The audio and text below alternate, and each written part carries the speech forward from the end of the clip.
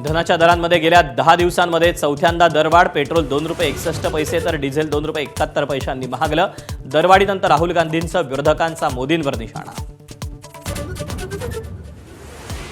इंधन दरवाढी विरोधात राज्यभर आंदोलन. पुणे, हिंगोली, अकोल्यात बैलगाडीवरून प्रवास करून आंदोलन, तर ठाण्यात शरद पवारांच्या राष्ट्रवादीच्या आंदोलनात अवतरले प्रति मोदी आणि मेलोदी. कांद्याला मिळणाऱ्या कवडीमोल दरांमुळे शेतकरी हवालदिल. बीडमध्ये कांदा उत्पादकाची कमाई 1500 तर खर्च 1700. डिझेल वाढीचा फटका भाज्यांना बसल्यानं दर महागले. विधान परिषद निवडणुकीसाठी महायुतीत रस्सीखेच. शिवसेनेला 4 तर राष्ट्रवादीला 1च जागा मिळण्याची चर्चा. आज किंवा उद्या अंतिम तोडगा निघण्याची शक्यता. राष्ट्रवादीचे आमदार इद्रिस नायकवडी यांना पक्षाकडून राजीनामा देण्याच्या सूचना. पार्थ पवारांनी राजीनामा मागितल्याची माहिती.